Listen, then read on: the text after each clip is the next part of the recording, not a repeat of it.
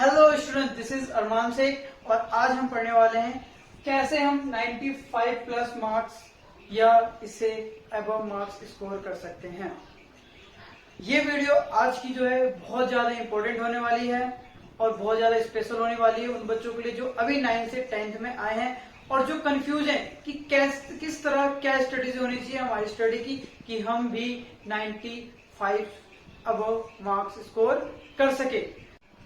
ये वीडियो उनके लिए भी स्पेशल होने वाली है जिनके 9th में परसेंटेज या मार्क्स कम आए या किसी तरह वो स्टडी पूरी नहीं कर पाए 9th की।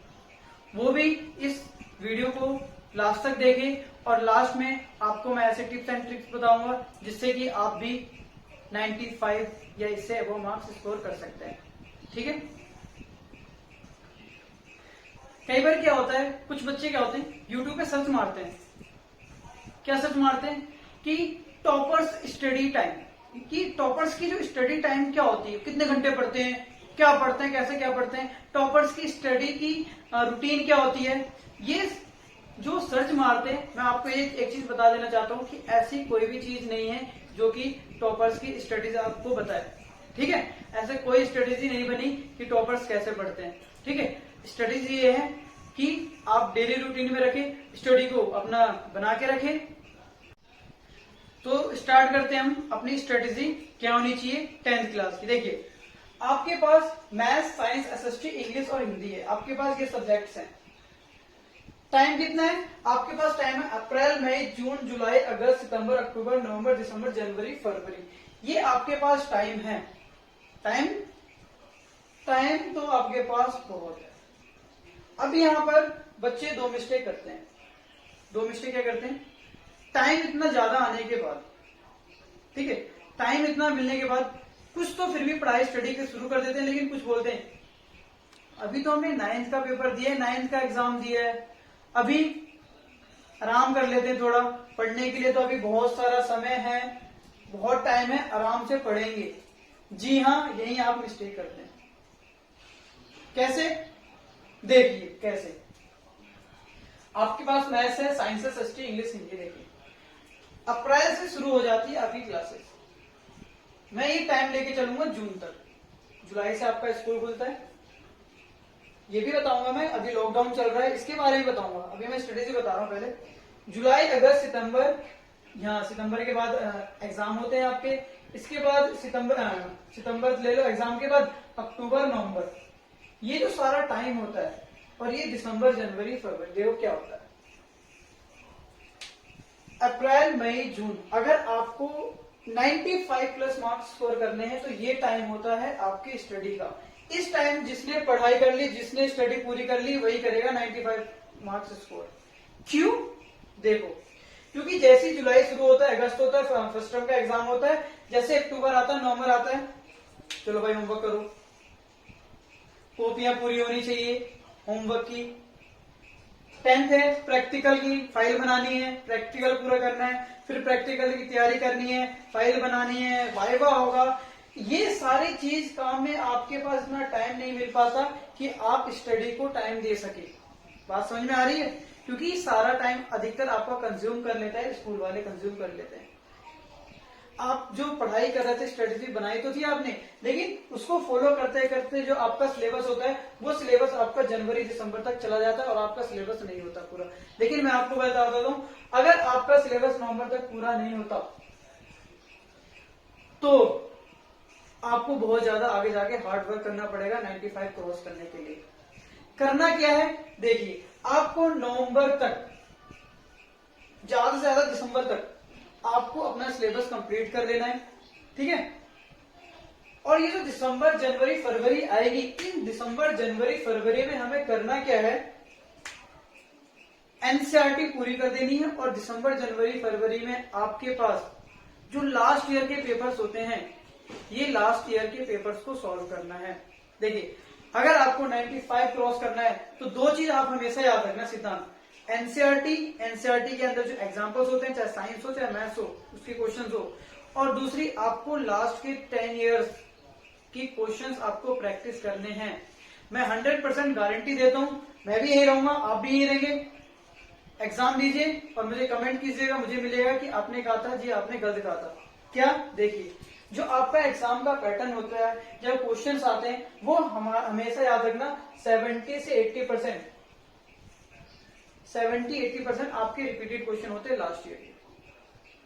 बात समझ में आ रही है? लास्ट ईयर के होते हैं, इसलिए मैं कह रहा हूं आपको कुछ पढ़ने की जरूरत नहीं है। फलाना ठिकाना बुक इकट्ठी कर ली, इतनी सारी बुक इकट्ठी कर ली, ये पढ़ रहे हैं, वो पढ़ रहे हैं, ये पढ़ रहे हैं, आता कुछ नहीं है। ठीक है, आपको करना क्या है, एनसीईआरटी फॉलो करनी है, इसके अलावा कुछ नहीं। और लास्ट ईयर के क्वेश्चन पेपर सॉल्व करो, 100% आपके 95 स्कोर हो जाएंगे। बात समझ में आई? तो ये इन महीने में हमें ये काम करना होता है। यहां तक आपको मैंने बता दिया टाइम क्यों नहीं मिलेगा। हाँ, निकालने वाले बेसिक निकाल लेते टाइम। और ये जो मंथ होता है अप्रैल मई जून का, ये जो महीना होता है आपका, इसमें आपको बहुत ज्यादा टाइम मिल जाता है। और जो रेस्ट करने लग जाता है तो रेस्ट कर ही चुका हो, रेस्ट कर लिया उसने, लेकिन जिसने इन समय में मेहनत कर ली वो 95 आराम से क्रॉस कर सकता है। अब बात करते हैं, ये टाइम तो गुजर चुका, मई चल रहा है जी, जून चल रहा है, अब कैसे करें? तो आपको एक बात और बता देता हूं, अभी चल रहा है लॉकडाउन। क्या चल रहा है? लॉकडाउन। आपको स्कूल तो जाना नहीं जाना ना, चलो मान लो क्लासेस हो रही है, ऑनलाइन क्लासेस, कोई बात नहीं, अटेंड कीजिए, कोई दिक्कत नहीं। फिर भी आपको बतेरा टाइम मिल रहा है, बहुत सारा टाइम मिल रहा है, आप स्टडी पे फोकस कर सकते हो।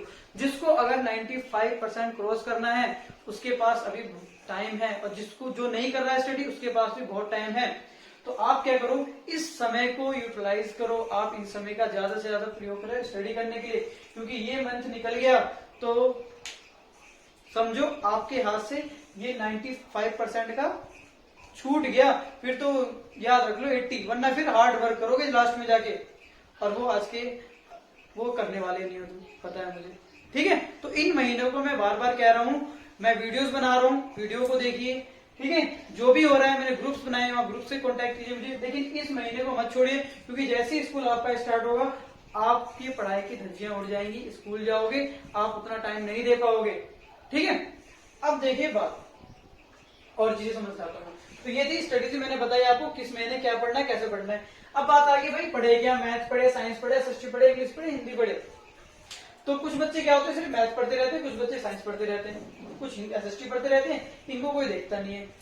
देखिए बात सुनिए, हाँ ठीक है, कि जो सब्जेक्ट आपको लगता है कि हाँ आप इसमें स्ट्रांग नहीं है तो उस सब्जेक्ट को पढ़ो, बिल्कुल अच्छी बात है, आप पढ़ो वही सब्जेक्ट को। आप मैथ्स पढ़ना है मैथ्स पढ़ो, साइंस पढ़ना है साइंस पढ़ो, ठीक है।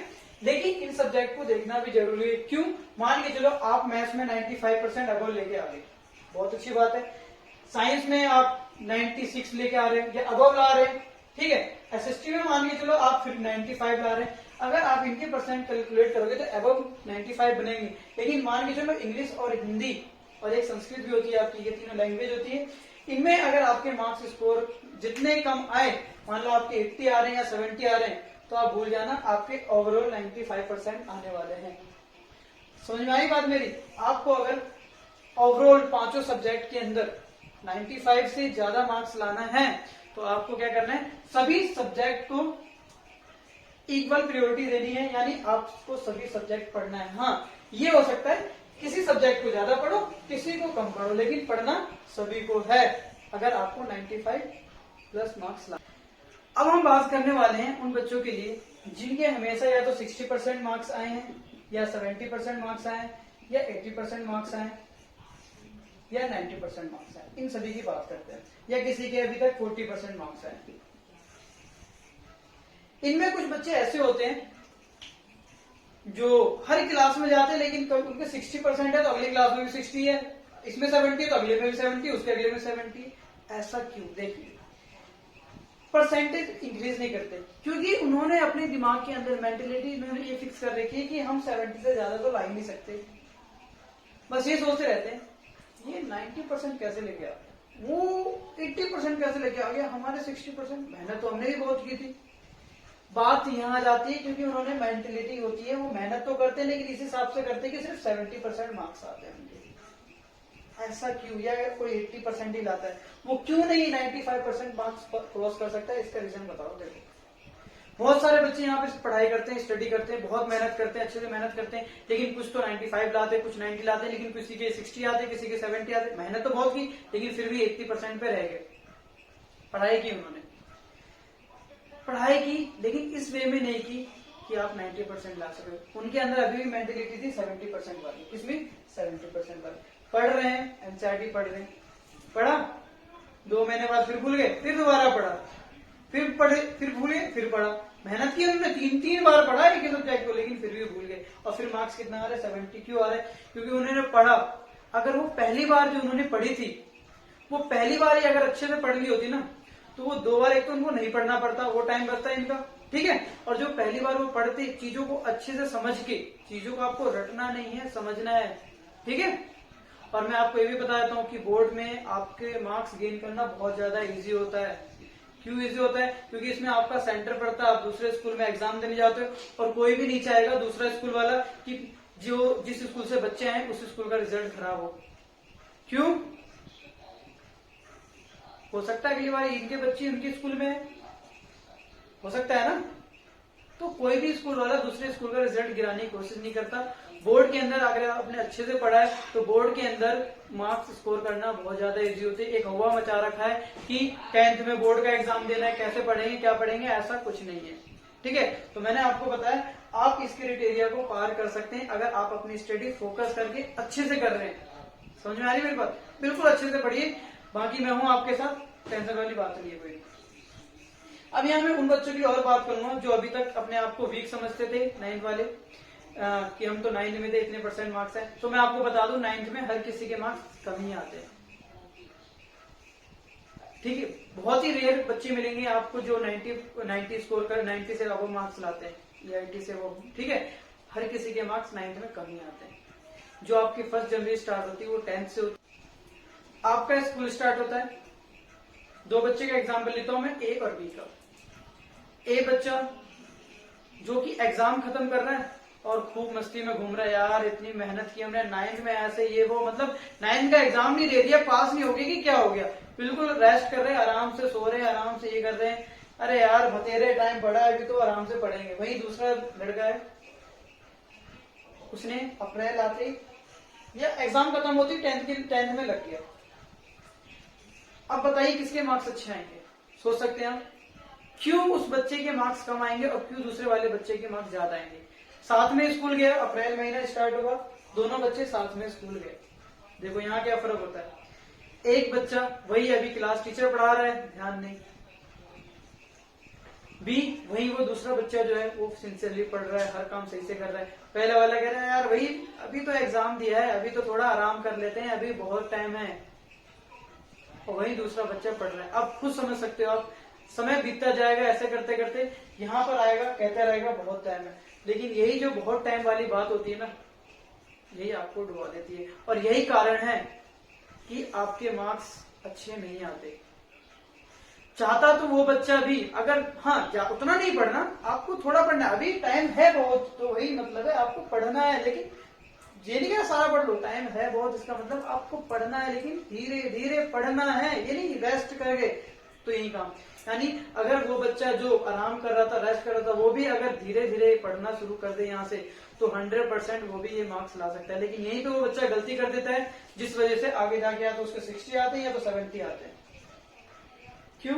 क्योंकि उसने ये जो पीरियड था, ये जो टाइम था, इस टाइम को इसने वेस्ट कर दिया, ठीक है।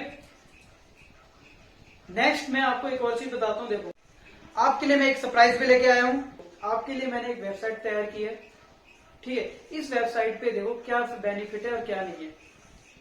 आप स्टडी करते हो, आपको बहुत सारे मटेरियल की जरूरत पड़ी, लाइक जैसे आपको बुक्स चाहिए, आपको लास्ट ईयर के पेपर्स चाहिए, आपको नोट्स चाहिए, नोट्स, बेस्ट नोट्स जिसको आप पढ़ो, ये सारी चीजें जो की आपकी रिक्वायरमेंट होगी, आपकी आवश्यकता को पूरी करेगी। इस वेबसाइट पे आपको हर चीज मिलेगा, आपको कहीं जाने की जरूरत नहीं पड़ेगी। इसके लिए आपको क्या करना पड़ेगा, चैनल को सब्सक्राइब करना पड़ेगा और साथ में बेल आइकन को प्रेस करना पड़ेगा। इससे ये होगा कि जब भी मैं ये जो वेबसाइट मेरी बनके तैयार होगी मैं बताऊंगा, आपको पता चल जाएगा। और इस वेबसाइट पे आपको फ्री ऑफ कॉस्ट नोट्स मिलेंगे जो कि मैंने खुद लिखे हैं, ठीक है। ये नोट्स प्रोवाइड करूंगा मैं, और हर मटेरियल, चाहे वो स्टडी मटेरियल हो, चाहे वो नोट्स हो, चैप्टर की वीडियोस में अपलोड कर ही रहा हूँ। मैंने मैथ साइंस लेके चल ही रहा हूँ, कुछ समय में एसएसटी, इंग्लिश, हिंदी जो भी हो सकता है इस चैनल पे मैं प्रोवाइड कराऊंगा। और बेस्ट से बेस्ट कोशिश करूंगा कि आप इस समय को यूटिलाइज करें और आप 95% मार्क्स स्कोर करें। आपकी कोई भी डाउट होता है, कोई भी क्वेरीज होती है, आप वीडियो पे कमेंट कर सकते हो, ठीक है। इस वीडियो में भी कमेंट्स कर सकते हो कि आपको मैथ्स में कैसे स्ट्रेटेजी रखनी चाहिए, साइंस में कैसे स्ट्रेटेजी रखे, कैसे पढ़े कि हम मैथ्स के अंदर, साइंस के अंदर, एसएसटी के अंदर 95+ मार्क्स। कमेंट कीजिए, अगर आई तो मैं इस चीज पे भी वीडियो बनाऊंगा। सेकंड चीज, आपको स्टडी रिलेटेड जो भी डाउट हो, हमने व्हाट्सएप ग्रुप बना रखा है, आप यहाँ ज्वाइन हो सकते हैं मेरे साथ। इंस्टाग्राम पे फॉलो कर सकते हैं, फेसबुक है। आजकल सोशल मीडिया इतनी पॉपुलर हो चुकी है कि आप कहीं पे भी मुझसे कांटेक्ट कर सकते हैं। मैं आपका कहीं ना कहीं रिप्लाई जरूर दूंगा। आप कमेंट कर सकते हैं, कमेंट करने पे ये होगा, मैं कमेंट सबके जरूर पढ़ता हूँ। आप कमेंट कीजिए, मैं कमेंट का रिप्लाई दूंगा, ठीक है। बस मैं ये चाहता हूँ कि जब मैं यूट्यूब पे आया हूँ तो किसी का बेनिफिट हो जाए। मैं चाहता हूँ हर वो बच्चा जो स्टडी जब उसने थानी है, हाथ में थामी है कि पढ़ाई करनी है, तो ऐसे नहीं करनी है कि 70 लानी है, 80 लानी है, ऐसे करनी है कि 95 लानी है। कल हो के माँ बाप भी कह सके कि हाँ बन गए मेरा बेटा, बन गई मेरी बेटी। तो आपको सपोर्ट देने आया हूं मैं, आप मुझे सपोर्ट कीजिए, चैनल को सब्सक्राइब करिए। बाकी मैं हूं यहाँ पर खड़ा, आपकी हर जरूरत, हर चीज को मैं पूरा करूंगा और ये टारगेट अचीव करवाऊंगा, ठीक है।